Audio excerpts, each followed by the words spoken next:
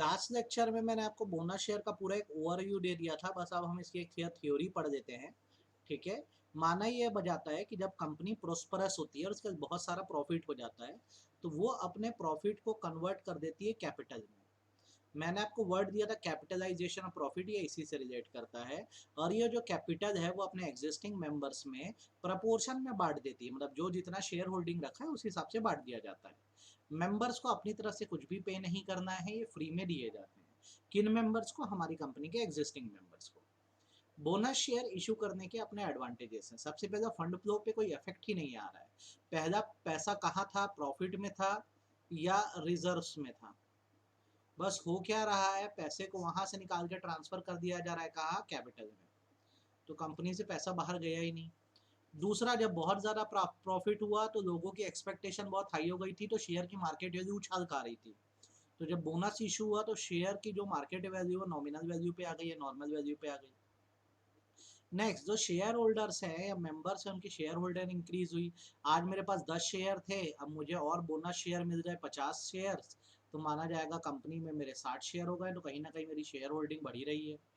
Next, bonus share कहीं से भी इनकम नहीं है तो इस पर टैक्स नहीं लगता। और जब बोनस शेयर इशू होता है तो भले शेयर होल्डर कुछ नहीं पे कर रहे, पर ये कैपिटल का तो पार्ट बन ही रहा है, क्योंकि शेयर कैपिटल है ना। बोनस शेयर से शेयर ही तो इशू हो रहे हैं कहीं ना कहीं। तो paid up share capital company का इंक्रीज होता है। ये इसके एडवांटेजेस है, आपको अच्छे से ध्यान रखना है। कहाँ से आप बोनस इशू कर सकते हो? कहाँ से इशू करने का मतलब ये है कि जब बोनस इशू होता है तो शेयर होल्डर के हैंड्स में तो ये फ्री है, शेयर होल्डर के हैंड्स में ये फ्री है। पर कंपनी जो है इसकी कॉस्ट बियर कर रही है ना, company bears the cost. Company को ये बर्डन उठाना पड़ेगा। जितनी भी कीमत के शेयर होंगे, शेयर होल्डर से तो आप कुछ नहीं दे रहे हो, पर कंपनी बर्डन उठाएगी। तो कहाँ से वो उसे कैपिटल में कन्वर्ट करके पे आउट करेगी? तो उसके लिए अपने फ्री रिजर्व को इस्तेमाल कर दे, वो अपने सिक्योरिटी प्रीमियम अकाउंट का इस्तेमाल कर दे, या फिर कैपिटल रिडेम्पशन रिजर्व अकाउंट का यूज़ कर दे। ठीक है। ये सोर्सेस आपको ध्यान रखने, भूलना नहीं। आगे, बोनस शेयर्स को इशू करने की कंडीशंस हैं। उन कंडीशंस को फुलफिल किए बिना बोनस इशू नहीं कर सकते। सबसे पहला, आर्टिकल ऑफ एसोसिएशन में ऑथराइजेशन होना चाहिए।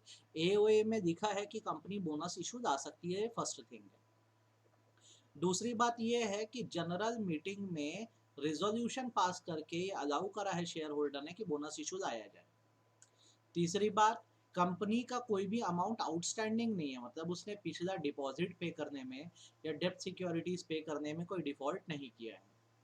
एम्प्लॉयज़ का अगर कोई ड्यू है, जैसे कि प्रोविडेंट फंड का, ग्रेचुटी का, बोनस की, उसमें भी कोई डिफॉल्ट नहीं है।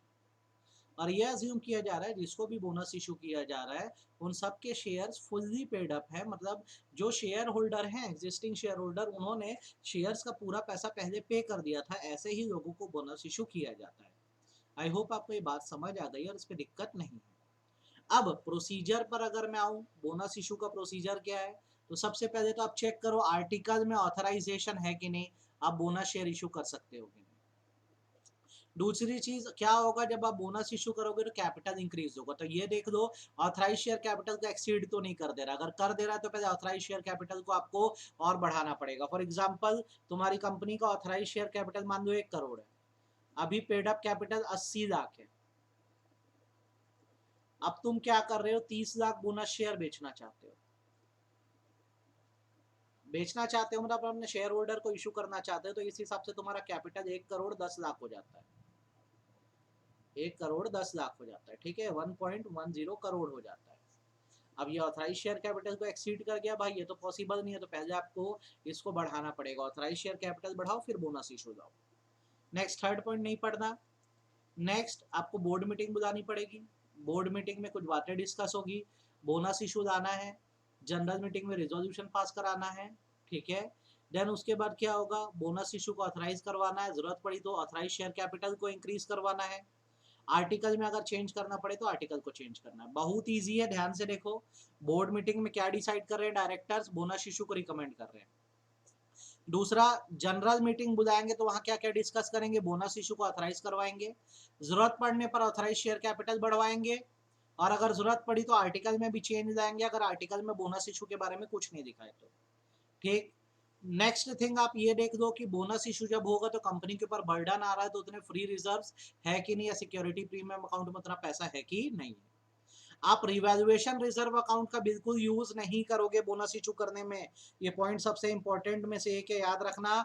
अगर आप एसेट रिवैल्यूएशन अकाउंट या रिवैल्यूएशन रिजर्व का यूज करना चाहोगे तो नहीं कर पाओगे। नेक्स्ट, कंपनी ने किसी तरह का डिफॉल्ट नहीं किया है कोई इंटरेस्ट या डेप्ट सिक्योरिटी की पेमेंट में। नेक्स्ट, ये इंश्योर करो कि बोनस इशू डिविडेंड के लिए नहीं दिया जा रहा है। डिविडेंड प्रॉफिट का वो भाग है जो कैश में पे किया जाना है और किया जाएगा। बोनस इशू जो है वो डिविडेंड नहीं है, ये बात ध्यान रखना। अब जब ये हो जाएगा तो नेक्स्ट थिंग ध्यान रखो कि अगर शेयर पार्टली पेड अप है तो उनको फुल्ली पेड अप बनाना पड़ेगा। जनरल मीटिंग बुलाओ, रिजोल्यूशन पास करो। रिजोल्यूशन पास होगा 30 दिन के अंदर MGT 14 जमा करो ROC के पास, और ROC को जानकारी दे दो कि हमारे यहाँ शेयर होल्डर ने परमिशन दे दी है। किस बात की परमिशन दे दी है? बोनस शेयर इशू करने की। देन MGT 14 से आपने स्पेशल रिजोल्यूशन की जानकारी दी। दूसरा, आप सारे लोगों को शेयर अलॉट करोगे तो फॉर्म PAS3 भर के आप डिटेल दो कि किन किन लोगों को आपने शेयर अलॉट किया है।